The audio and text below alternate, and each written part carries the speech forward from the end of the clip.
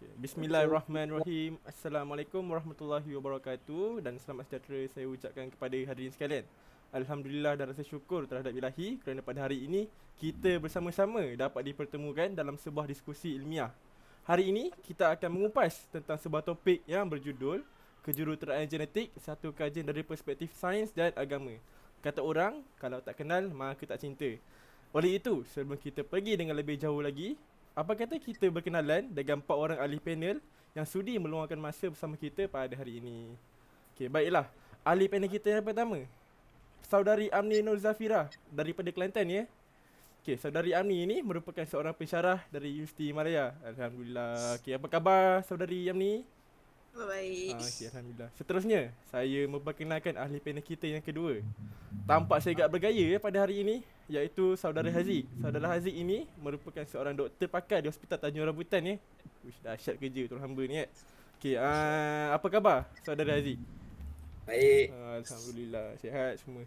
Okey, selain itu, panel kita yang ketiga, dia hari ini nampak lebih bergaya ya, iaitu Saudari Nur Najwa. Saudari Nur Najwa ini merupakan seorang mahasiswi yang menuntut di Universiti Harvard. Jauh belajarnya. Alhamdulillah. Apa khabar Saudari Najwa? Alhamdulillah baik. Alhamdulillah. Okey. Dan yang terakhir sekali, nampak pemalu ya di sini tapi petah berkata. Kita memperkenalkan Saudara Muhammad Haikal Daniel.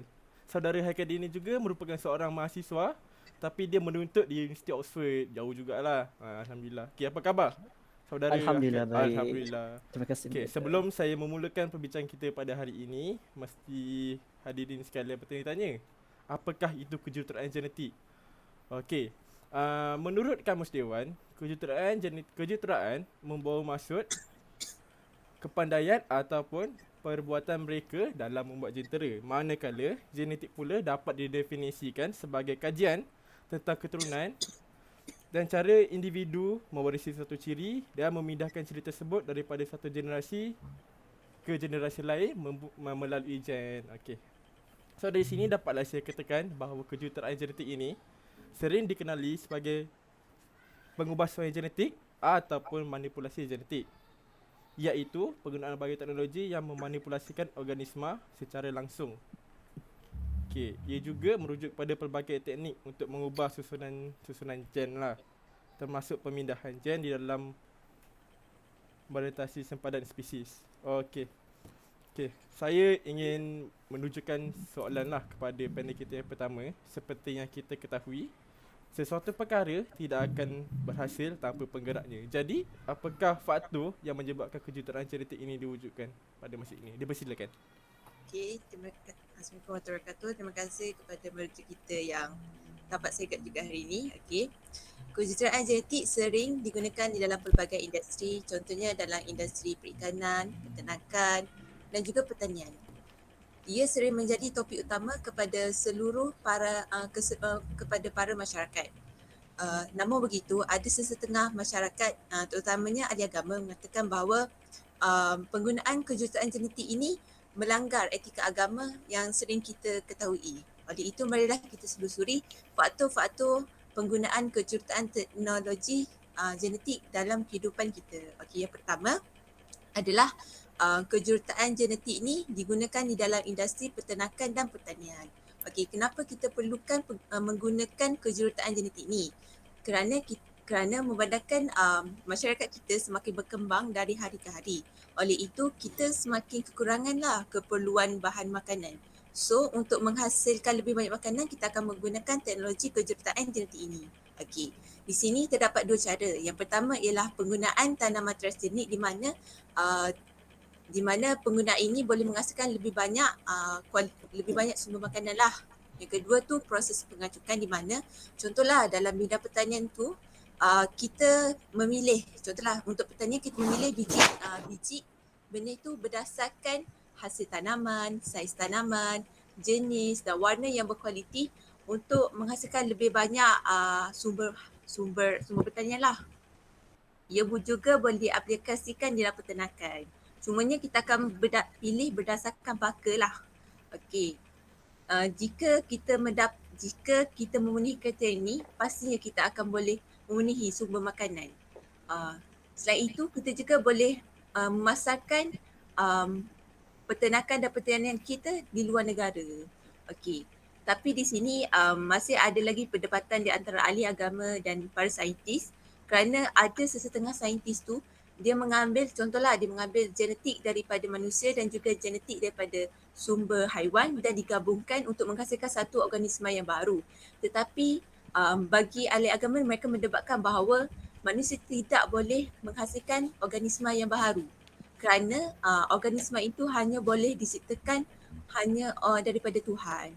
Okey, yang kedua uh, dari segi perubatan. Okey, sekarang kita tahu bahawa terdapat banyak masalah penyakit. Contoh masalah penyakit lah, contohnya kanser, hepatitis B, penyakit jantung. Contohnya yang baru-baru ni corona lah kan, COVID-19 kan. Lepas tu, okey. So, para doktor ni telah berfikir bagaimana kita nak mendapatkan rawatan baru. So, diorang berfikir bahawa kaedah baru boleh diaplikasikan dengan menggunakan kejuruteraan teknologi genetik inilah. Okey. Contohnya mereka mengambil, ada satu kajian yang saya baca bahawa mereka menggunakan daripada penggunaan sel stem. Okey, sel stem ni kita ketahui bahawa kita menggunakan sel stem ni dia berfungsi apabila dia boleh merawat tisu yang rosak dan menghasilkan tisu yang baru. Okey, contohlah penyakit jantung kan, dia orang punya dinding tu macam semakin tipis. So kita memerlukan lebih banyak tisu lah. So dengan menggunakan sel stem tu kita boleh membantulah pesakit jantung tu. Okey. Seterusnya, perbandingan lah untuk kajian agama dengan saintis. Kita orang Islam boleh menggunakan kejuruteraan genetik ini, tetapi jika terdapat unsur-unsur yang terlarang seperti contohlah baru-baru ni ada unsur-unsur mengatakan bahawa mereka menggunakan gelatin khinzir di dalam kapsul, pil dan bahawa juga vaksin. Ini menimbulkan keraguan di dalam penggunaan perubatan lah. Ini menyebabkan ramai yang macam kurang nak ambil penggunaan perubatan. Oleh itu, sebagai ahli pengguna mereka perlu mengambil berat tentang penggunaan perubatan yang mereka guna sebelum menggunakannya. Okey, walaupun begitu, kalau macam kita dah tak ada cara lain nak guna ubat-ubatan tu, terpaksa juga ambil, tak dibenarkan kerana dalam agama Islam lah memudahkan lah untuk menggunakannya walaupun kita dilarang lah. Okey, seterusnya terakhir ialah dalam bidang industri makanan. Okey, dalam industri makanan ni setiap makanan tu dalam tubuh badan kita memerlukan banyak nutrisi. Contohnya karbohidrat, protein, apa lagi? Vitamin untuk memenuhi cukup nutrisi itu. Oleh itu, ramai pengusaha telah mengambil kaedah kejuruteraan genetik ini. Mereka mengambil enzim-enzim yang baik dan mereka akan meletakkan di dalam makanan lah untuk mendapatkan nutrisi-nutrisi yang baik yang kita perlukan lah. Okey, lepas tu nutrisi yang baik. Lepas tu okey, apabila kita mengambil sumber makanan tu, kita akan dapat kita akan ambil dalam kos yang rendah tau. Kos yang rendah dan konsumsi yang rendah juga. So maksudnya kita tak payah ambil banyak-banyak kapsul, pil, semua itulah untuk dapatkan nutrisi kita. Kaedah ini kita panggil sebagai kaedah JFF lah. Namun begitu ramai tak gunakan kaedah JFF ini sebab ramai yang ragu-ragu menggunakannya. Sebab macam tadilah dalam bidang perubatan tu ada pengusaha produk tu dia meletakkan barang-barang terlarang tu. So ahli agama dan juga ahli agama berasa marahlah sebab mereka juga nak apa yang ada, mereka juga nak makanan mereka tu tidak ada barang-barang yang terlarang tu. Itu sahaja bagi saya untuk faktor kejuruteraan genetik dalam aspek sains dan agama. Okey, terima kasih ya kepada saudari Amni. Sungguh ya input yang kita dapat para hadirin sekalian. Okey. So untuk soalan kedua saya tujukan kepada panel kedua lah. Okay, seperti yang kita tahu, segala yang berlaku di dunia ini pasti ada kesannya. Jadi, dari perspektif saudara sendiri, apakah kesan kewujudannya kejuruteraan genetik ini? Dipersilakan. Okey, terima kasih kepada moderator. Seperti yang kita tahu, antara salah satu kegunaan kejuruteraan genetik adalah dengan mengubah sifat sesuatu organisma sama ada demi melakukan sesuatu fungsi ataupun menjadikan organisma yang berkualiti tinggi. So, antara kesannya terhadap sains adalah ianya digunakan untuk mengubah suai kandungan makanan sehingga terjadinya GMO, iaitu genetically modified organism, dan juga GMF yang bermaksud genetically modified foods. So seterusnya, kesan kejuruteraan genetik dalam bidang sains juga adalah mampu menghasilkan tanaman dan juga haiwan yang bermutu tinggi, tinggi kandungan dalam nutrien, kaya dengan protein dan tahan daripada penyakit maupun cuaca yang panas. Kejuruteraan genetik juga mampu menghasilkan biji benih, contohnya kentang, jagung, stroberi dan kapas yang lebih tahan lasak dan tidak mudah dirosakkan oleh racun serangga dan juga racun rumput. Dalam bidang perubatan pula, kejuruteraan genetik telah memajukan teknologi DNA rekombinan yang merupakan pengubahsuaian sel bakteria supaya ia berfungsi sebagai penjana protein yang digunakan bagi merawat jangkitan virus dan juga penyakit bara. Dalam bidang industri, kejuruteraan genetik telah digunakan secara meluas. Kesannya terhadap industri adalah berkaitan dengan proses fermentasi. Proses fermentasi merupakan proses untuk menjana tenaga dalam sel keadaan anaerobik. Proses ini selalunya berlaku bagi menghasilkan minuman alkohol, antibiotik dan juga roti. Tetapi penambahan gen-gen tertentu kepada strain V. Saccharomyces untuk sintesis amilase mampu memperbaiki lagi kehadiran ejen-ejen yang ber-DNA rekombinat. Akhir sekali, kejuruteraan genetik terhadap pertanian adalah mengawal populasi serangga yang sering menyerang tanaman. So, dari perspektif agama, kejuruteraan genetik ini menimbulkan isu untuk persoalan dalam agama serta etika, terutamanya apabila ianya melibatkan teknik pembiakan buatan manusia, pemindahan organ, pengklonan dan kejuruteraan genetik itu sendiri. Walaupun para ilmuwan berbeza pendapat mengenai sama ada bioetika boleh dikatakan secara tabiinya bersifat sekular atau ia mengalami sekularisasi. Namun kebanyakan ilmuwan mengakui bahawa falsafah mempunyai pengaruh yang lebih besar berbanding agama dalam membentuk konsep dan praktik bioetika. Okey, terima kasih. Okay, terima kasih ya kepada saudara Haziq kerana sudi menceritakan tentang kesan-kesan kejuruteraan genetik pada masa kini ya. Okey. Setahu saya mendapat info bahawa kalian panel-panel kita semua ini telah pun menjalankan sebuah kajian tentang kejuruteraan genetik ini. Okey. Jadi untuk itu saya ingin menunjukkan soalan lagi kepada panel ketiga dan panel keempat. Jadi apakah kaedah penyelidikan yang anda sering gunakan di dalam kajian ini dan apakah penemuan yang anda dapat berdasarkan kajian tersebut? Dipersilakan. Terima kasih kepada Tuan Moderator. Assalamualaikum warahmatullahi wabarakatuh. Hari ini saya akan membincangkan tentang kaedah penyelidikan yang telah kami lakukan dalam tajuk kami ini, iaitu kajian kejuruteraan genetik. Jadi terdapat bagi mencapai objektif yang telah ditetapkan, kami juga telah mengenal pasti dua jenis kaedah penyelidikan yang dapat digunakan, iaitu yang pertama adalah penyelidikan melalui perpustakaan, kemudian kajian melalui soal selidik. Jadi bagi penyelidikan perpustakaan, kami telah mengenal pasti dua jenis sumber untuk mendapatkan maklumat yang sahih, iaitu yang pertama kami telah menggunakan kaedah pencarian dan penyelidikan di internet, iaitu mengenal pasti fakta-fakta yang berkaitan yang telah disahkan. Okey, kajian pertama yang kami temui adalah daripada Nur Munirah Isa, Sa'adan Man dan juga Nurul Atikah Zulkifli dalam tesis mereka yang bertajuk Perspektif Islam mengenai pengeditan genom manusia.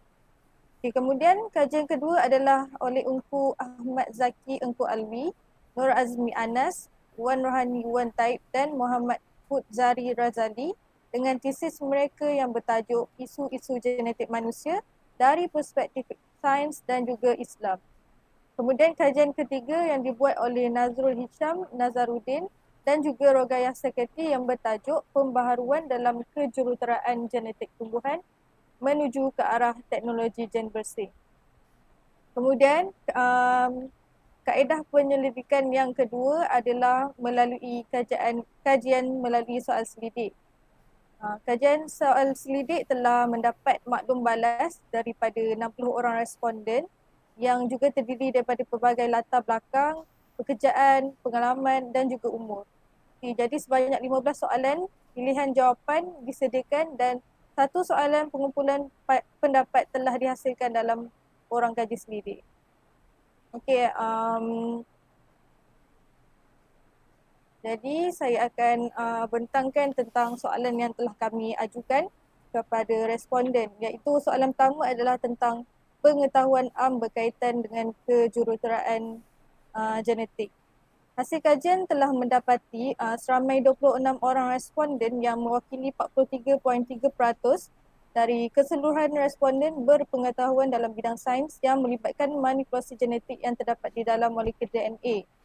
Selain itu, seramai 24 orang responden yang mewakili 40% memiliki pengetahuan am berkaitan pengubahsuaian genetik sesuatu organisma dan juga pengubahsuaian bahan genetik organisma di mana genetik asing yang membawa ciri bermanfaat dimasukkan ke dalam genom.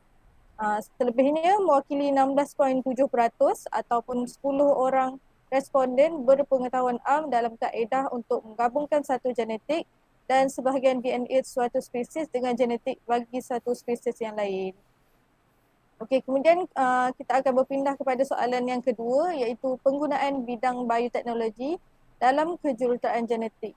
Jadi kami dapati seramai 54 orang responden yang mewakili 90% memilih bidang bioperubatan dan pertanian sebagai bidang bioteknologi yang sering digunakan dalam kejuruteraan genetik.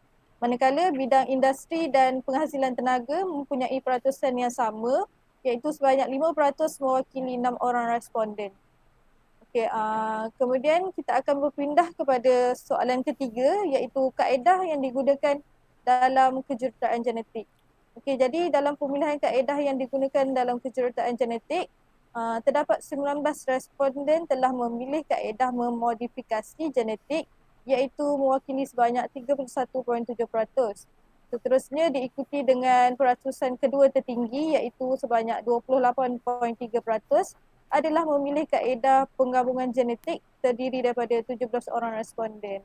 Yang selebihnya seramai 24 orang ataupun mewakili sebanyak 40% telah memilih kaedah pengklonan dan pemindahan genetik dalam kejuruteraan genetik.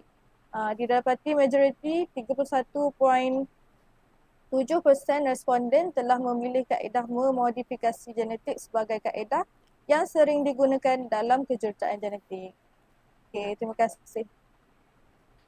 Okey, bismillah. Sekarang saya Muhammad Kadir Nabi Arifin akan menerangkan faktor-faktor yang menyebabkan penggunaan kejuruteraan genetik dalam sains dan agama.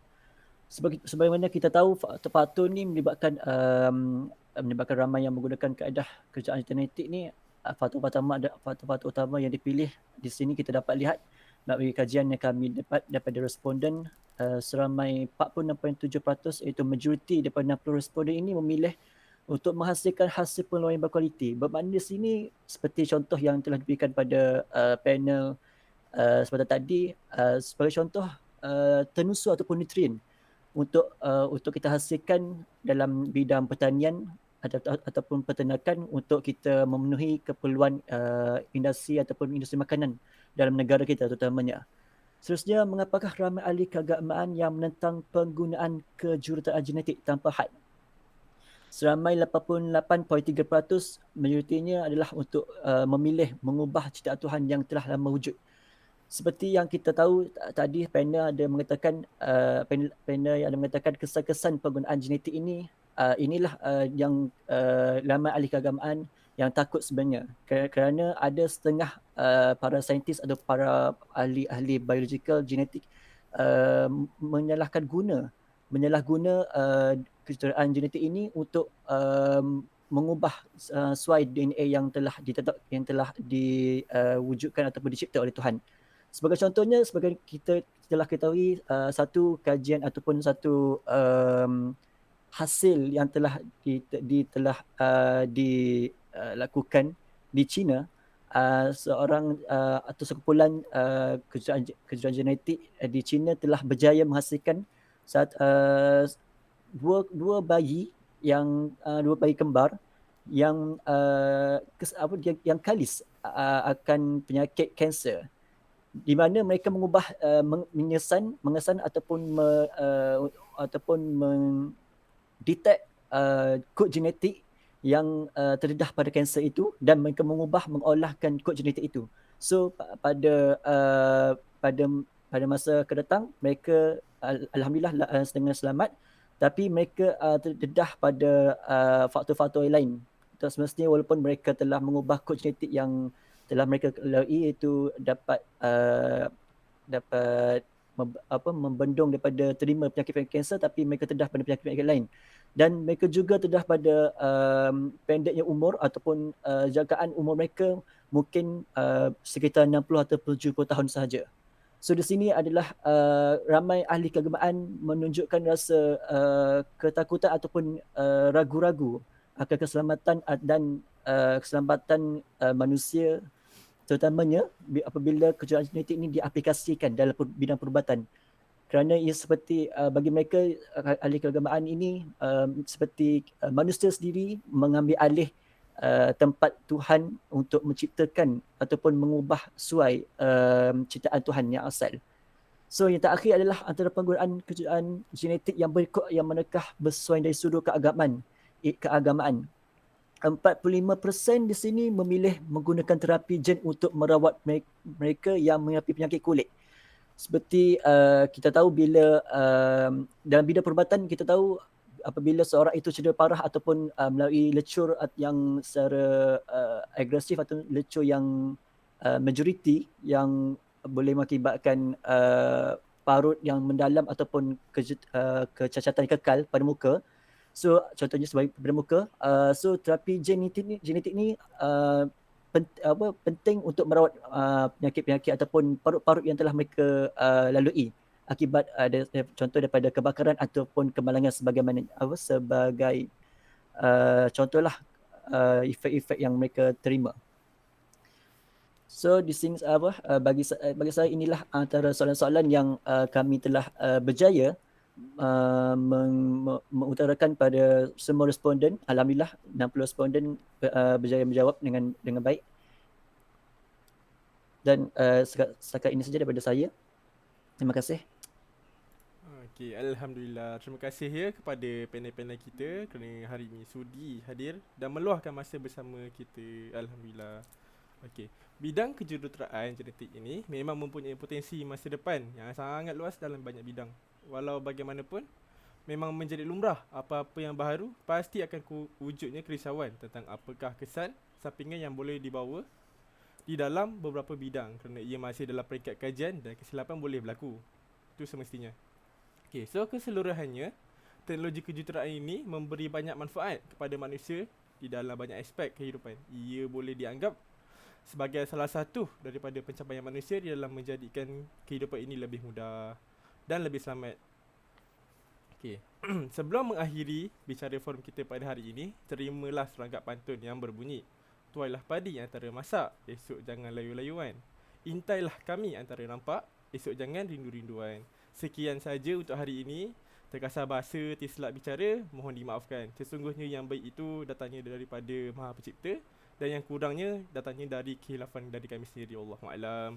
Saya akhiri forum remaja kita pada hari ini dengan lafaz yang mulia. Wabillahi taufiq wal hidayah. Wassalamualaikum warahmatullahi wabarakatuh dan selamat sejahtera. Waalaikumsalam.